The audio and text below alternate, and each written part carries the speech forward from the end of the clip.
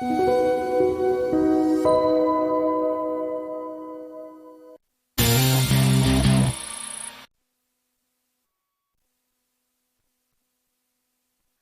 체크포인트와 추천주 알아보겠습니다. 토마토 투자클럽 최원주 전문가, ISS의 박수범 이사 두 분과 함께합니다. 안녕하세요. 안녕하십니까. 예. 오늘의 체크포인트 알아보겠습니다. 첫 번째는요, 두 분이 나란히 제시를 해주신 내용입니다.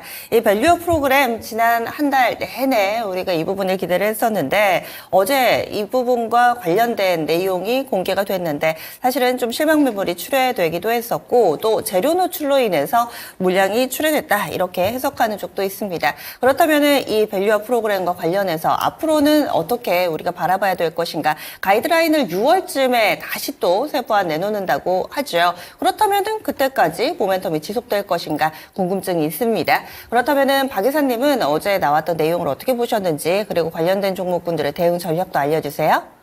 네, 일단 어제 나왔던 내용들이 소위 얘기해서 한마디로 얘기하면, 별 내용이 없어요. 너네들이 이제 밸류업에 대한, 기업에 대한 어떤 주주 환원 정책이라든가, 그런 부분들을 해 나가면은, 세제 혜택 주겠다고 했는데, 그것 또한 구체적인 내용이 없었고요. 그리고 상장을 주겠다라고 얘기했어요. 학교 다닐 때 상 받는 기분일지는 모르겠지만, 아무튼 상을 주겠다고 얘기했는데, 그런 부분들이 정말 피부에 와닿는 정책들이 없어서 좀 너무 아쉬움이 좀 많았다라고 말씀드리고요. 일단 내용들을 좀 보게 되면 지금 이제 PBR, ROE와 같은 시가총액 업종별로 이제 비교 공시를 하겠다라고 얘기했는데, 이 부분들은 어차피 투자자들이 지금 이제 알아서 하고 있는 방법이지 않습니까? 그리고 저희와 같은 이제 경제TV에서 많은 또 패널들이 나와서, 전문가 패널들이 나와서 그런 부분들을 많이 비교해드리고 어떤 기업이 어떻게 실적이 잘 나오고 있는지 그런 부분도 계속해서 우리가 계속 말씀을 드리는 부분들이라 이걸 정부에서 공시하겠다라는 내용이 크게 의미 있나라고 저는 생각하고 있고요. 그리고 상장사들의 이제 기업 가치 개선 계획 공표를 권고를 했는데 이건 말 그대로 권고입니다. 그러니까 의무적으로 해야 되는 부분은 아니에요. 하기 싫으면 안 해도 돼요.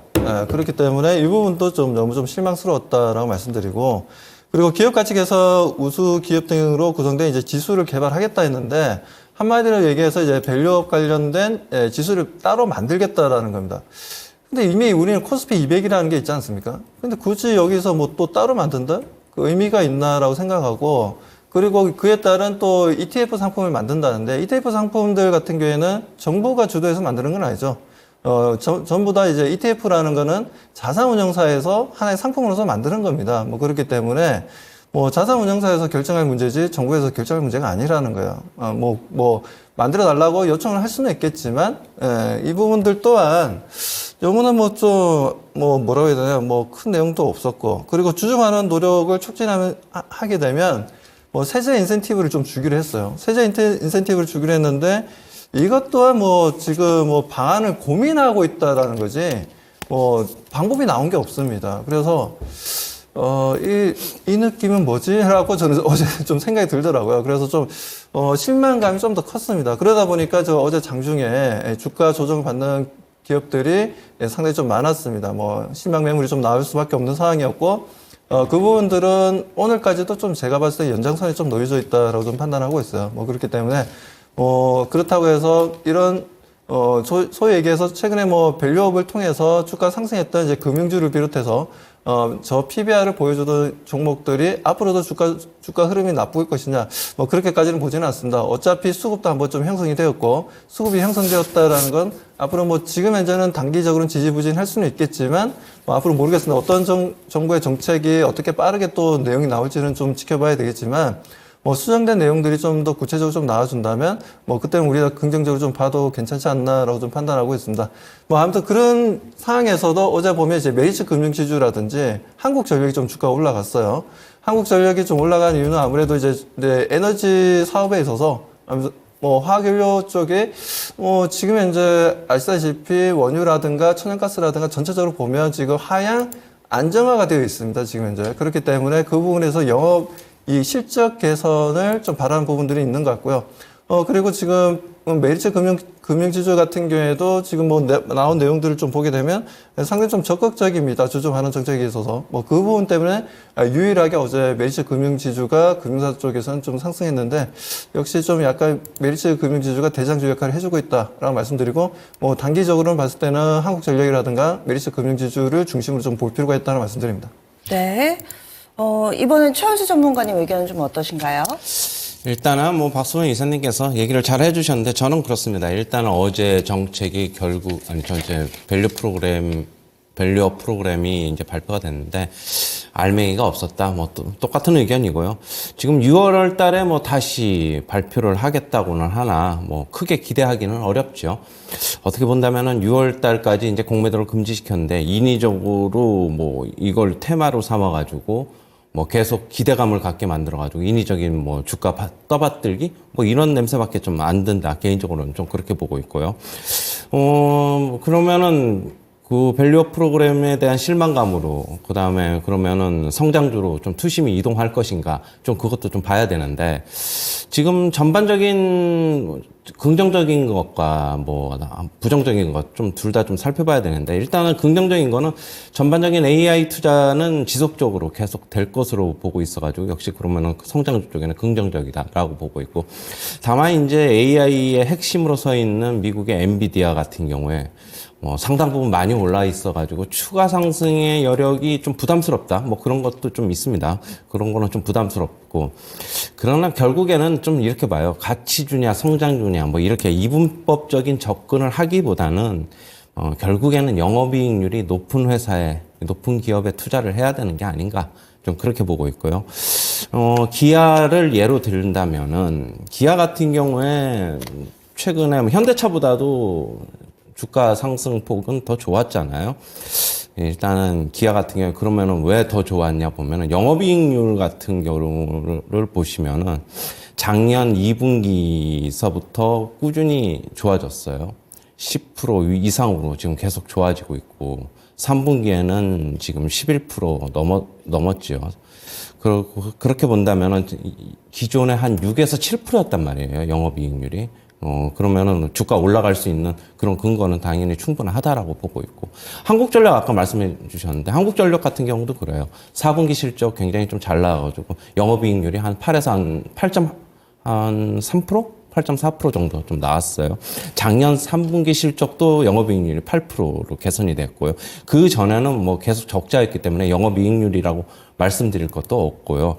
지금 뭐 저 PBR 같은 경우에는 저는 계속 이익이 수반이 늘어나지 않으면 계속 저 PBR로 남을 수밖에 없다. 저는 계속 그렇게 좀 보고 있고요. 결국에는 저 PBR을 탈피하기 위해서는 자기 자본은 이익이 안 나오고 있으니까 자기 자본을 줄여야 되기 때문에 자사주 소각하라. 뭐 지금 그런 움직임, 그런 얘기가 나오고 있는 거고. 또 그렇게 지금 또 보면다면은 저 PER주 같은 경우가 오히려 대안이 될 수도 있다. 좀 그렇게 얘기는 하고는 있지만 저 PER 같은 경우에는 저 같은 경우에는 그냥 현재 가치만 평가할 뿐이다. 저는 좀 그렇게 보고 있습니다.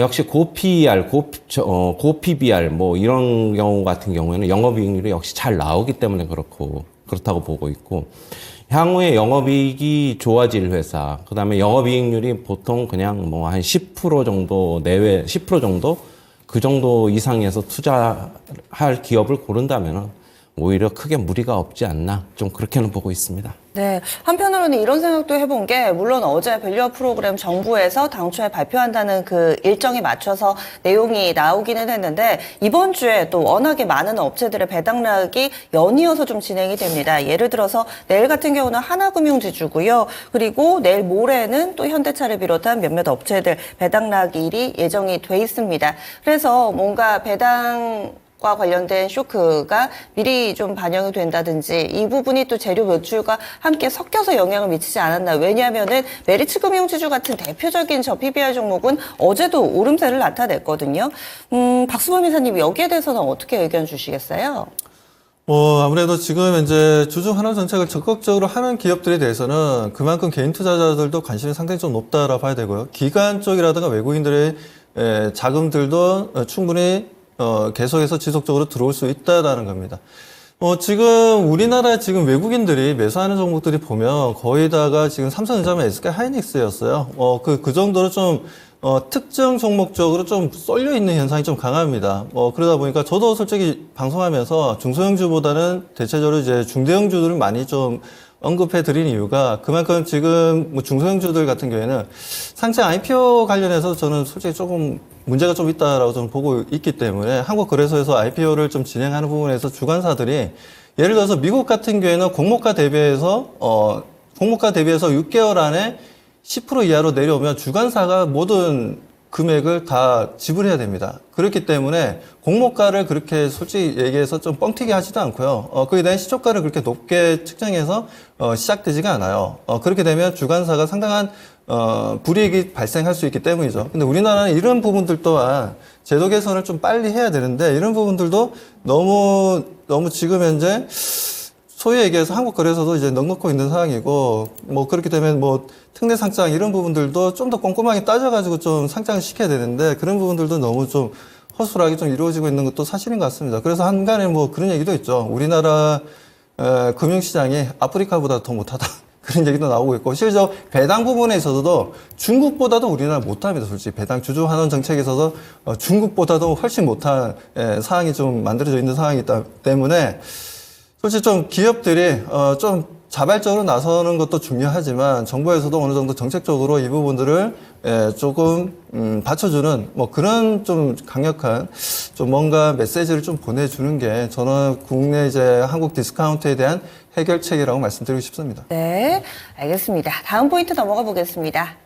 실적 발표 계속해서 이어집니다. 실적 시즌 끝나지 않았어 싶으실 텐데요. 이제 한 회기가 이 1년이 끝났기 때문에 사업보고서 형태로 쓴다면은 3월까지 내도 됩니다. 그래서 계속해서 지금 실적이 발표되는 그런 상황인데요. 대표적으로 호실적주로 기대를 모았고 주가 상승세를 보여줬던 코스메카 코리아나 인그루드랩 같은 종목 실적 괜찮았는데 주가가 큰 폭의 하락 움직임을 나타내면서 이것도 재료 노출이냐 주가 꺾인 것이냐 많은 이 투자자들 을 당황하게 만드는 그런 시세였습니다.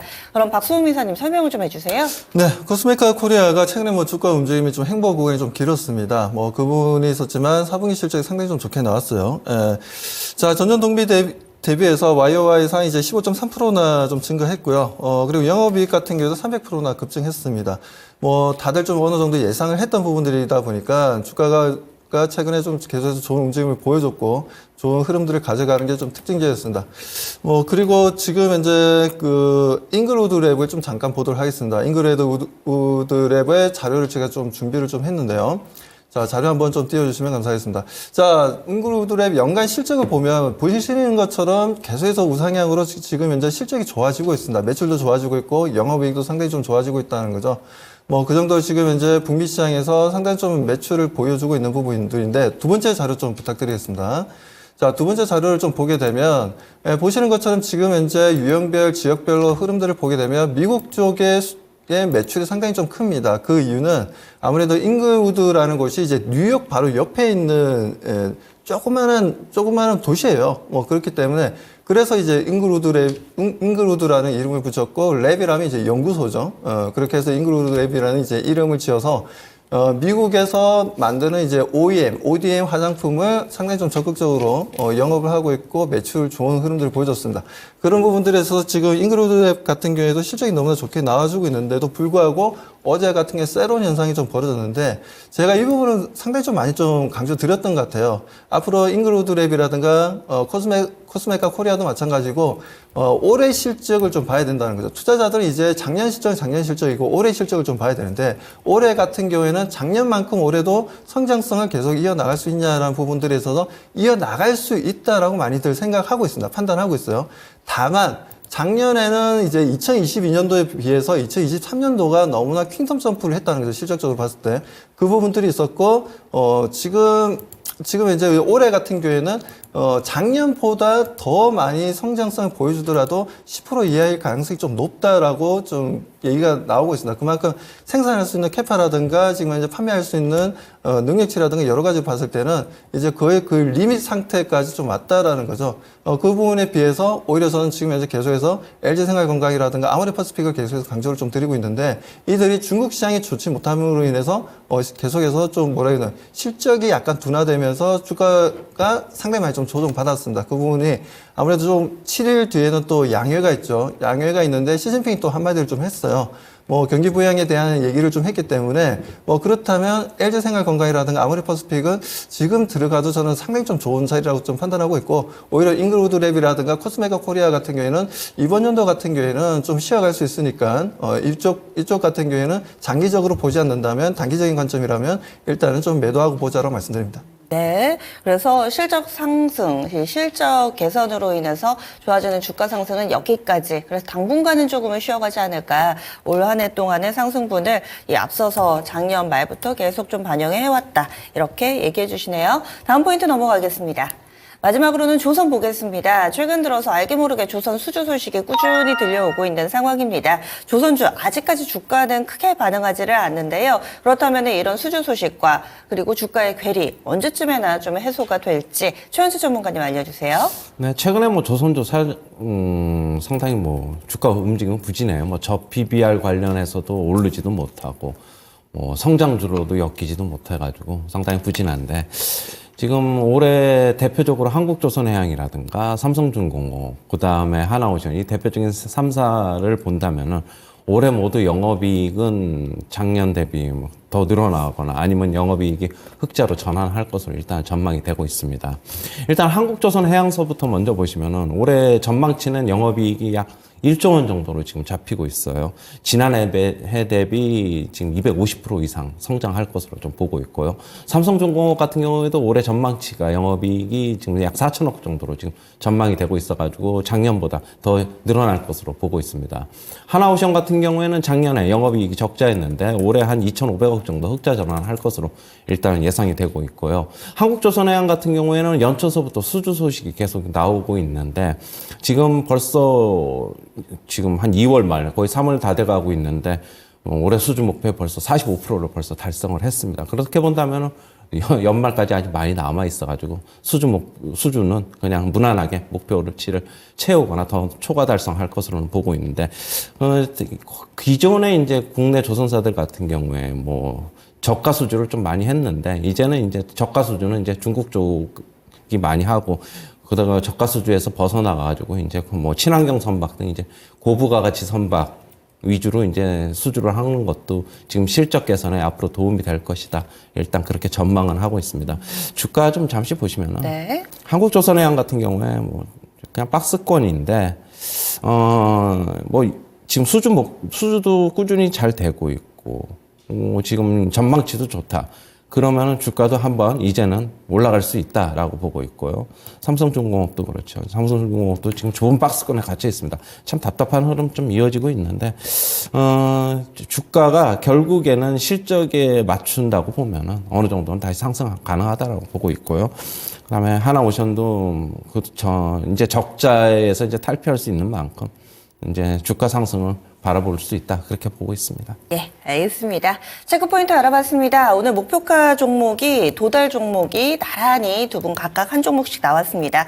먼저 살펴볼 종목은 박수범 이사님 2월 7일에 제시를 했던 이수 스페셜티 케미컬부터 보겠습니다. 약 3주 정도 보유를 했는데요. 수익률 굉장히 좋습니다. 25만 원대 사가지고요. 목표가 30만 원으로 제시했는데 지금 목표가를 훌쩍 뛰어넘었습니다. 34만 5천 원까지 가면서 수익률 30% 넘습니다. 박수범 이사님 간략하게 향후의 전략 알려주세요. 네, 이수 스페셜 같은 경우에 아시다시피 황화 리튬 이제 전고체 배터리에서는 없어서는 안 될 소재인데 이 부분을 국내에서 독점 생산할 수 있는 기술력을 좀 가지고 있다라는 겁니다. 그런 부분들에 있어서 이수 스페셜이 최근 들어서 좀 주가 상승 흐름이 좀 강해지고 있고 그리고 좀 최근 뭐 뉴스 보시면 아시겠지만 리튬 이온 배터리로 인해서 좀 화재가 많이 좀 발생하고 있습니다. 뭐 자전거 같은 게 이동용 자전거 같은 경우에도 중국 쪽에서 마찬가지고 미국 쪽에서 마찬가지고 계속해서 그 배터리 관련 관련된 화제의 얘기가 좀 계속 나오고 있기 때문에 그렇다면 전고차에 대한 관심도는 점점 높아질 수밖에 없다라고 저는 판단하고 있어서 지금 이제 뭐 30만 원까지 제가 제시했는데 지금 32만 9천 원에 이제 종가가 형성되었어요. 뭐 그렇다면 저는 여기서 더 크게 좀 보고 일단 45만 원까지 좀 더 추가적인 움직임들 지켜보자는 말씀드립니다. 네, 홀딩 전략 2차 목표가 45만 원. 이어서 최현주 전문가님, 하나 에어로스페이스 어떻게 할까요? 네, 최근에 방산주 흐름이 좋지요. 수은법 국회 소위를 통과했고, 그다음에 29일 날 본회의에서 결정이 날 것으로 보고 있는데, 일단은 그리고 지난해 4분기 실적이 하나 에어로스페이스가 굉장히 잘 났습니다. 어닝 서프라이즈가 나왔고, 그러면서 이제 주가가 반응을 하는 모습 보이고 있어가지고 조금 더 상향 조정하도록 하겠습니다. 19만 원 제시하도록 하겠습니다. 네, 역시 2차 목표가 19만 원. 이렇게 나란히 목표가 상향 조정이 됐습니다. 오늘의 추천주 알아보겠습니다. 박수범 이사님 어떤 종목인가요? 네, 저는 이제 하이브리드 차량 관련해서 수혜주라고 얘기할 수 있는 코리아 FT라는 회사를 좀 가지고 나왔고요. 하이브리드 차량 같은 경우에는 지금 현재 계속해서 판매량이 좀 늘어나고 있죠. 오히려 전기차가 지금 판매량이 둔화되고 있는 상황에 있어서 하이브리드 차량들의 판매량이 증가하고 있다는 부분들, 이 부분들 좀 눈여겨볼 수 있고요. 거기에다가 지금 현재 뭐 중고의 BYD라든가 여러 지금 현재 우리나라 돈 2천만 원 이하의 차량들, 다들 이제 하이브리드 차량들입니다. 그런데 이 부분들을 지금 현재 글로벌 매출이 수출 물량도 좀 늘어나고 있고 내수 시장도 중국 안에서 또 커지고 있다는 부분들. 뭐 전체적으로 보면 지금 하이브리드 차량에 대한 수요는 올해 연말까지도 꾸준하게 연결될 가능성이 좀 높다라고 보고 있습니다. 그 부분에 있어서 어떻게 보면 좀 약간 테마성을 좀 가지고 있는 부분들인데 그 중에서도 코리아 FT가 대장 역할을 좀 해주고 있다는 부분입니다. 최근에 보면 주가는 계속 좀 고점을 찍고 6,400원 고점을 찍고 조정을 좀 보여주는 흐름들이었어요. 지금은 이평선 지지를 받을 수 있는 위치까지 좀 내려왔기 때문에 저는 이 정도 위치라면 다시 한번 기술적으로 반대 흐름이 좀 나올 가능성이 높다라고 판단해서 오늘 진입을 해보는 것 정말 좋다라고 말씀드립니다. 자, 그런 부분에서 이제 투자 전략 말씀드리겠습니다. 목표가는 일단 6,500원 이제 전 고점 부분을 좀 제시해드리고요. 그리고 손절 가격은 4,500원을 제시하도록 하겠습니다. 네, 이어서 최현주 전문가님. 네, 와이팜입니다. 네, 여기. 어떤 부분 보세요? 네, 지금 뭐 무선통신 전력 증폭기 업체입니다. 지금 계속 실적이 부진했다가 지난해 4분기 실적 얼마 전에 발표가 됐는데 실적이 굉장히 좀 잘 나왔습니다. 영업이익률이 10%대로 올라섰고요. 역시 뭐 중국 비중이 좀 높아가지고 좀 그동안의 주가 움직임이 좀 부진했죠. 중국 경기가 이제 안 좋기 때문에 중국 경기 침체로 매출이 상당히 좀 부진했는데 중국이 경기 부양에 적극적으로 좀 나설 것으로 좀 예상이 되고 있고 실질적으로 그런 움직임이 지금 나오고 있죠. 그러면서 회복이 될 것으로 전망이 되고 있습니다. 일단 차트 보시면 어제 뭐 강하게 상승했는데 일단 연봉, 월봉, 주봉서부터 한번 같이 좀 볼게요. 연봉, 와이팜 연봉 보시면은 계속 2020년도에 상장됐어요. 계속 음봉 나오다가 아직 이제 연초지만은 이제 양봉이 나오기 시작했다. 물론 아직 연말까지 많이 시간이 남았기 때문에 어떻게 될지 모르지만은 그러면 이제 월봉을 한번 보시면은요. 월봉을 보시면은 거래량이 최근에 몇 달간에 거래량이 큰 폭으로 좀 늘어났습니다. 그러면은 바닥 탈피 움직임이 좀 나오고 있다. 개인적으로는 좀 그렇게 보고 있고. 주봉도 같이 보시면은 역시 바닥 탈피 움직임 나오고 있죠. 그러면서 거래량도 수반이 되고 있다. 그러면은 지금이 최저점이 아닌가? 그냥 그렇게 네. 보고 있어요. 일봉도 지금 뭐 조금 상승했지만 충분히 추가 상승 여력 가능하다라고 보고 있고. 매수가는 3,800원 이하서부터 접근하시고요. 목표가는 4,500원. 손절가는 3,400원 제시하도록 하겠습니다. 네. 이렇게 해서 와이팜, 코리아 FT 추천주 체크포인트 알아봤습니다.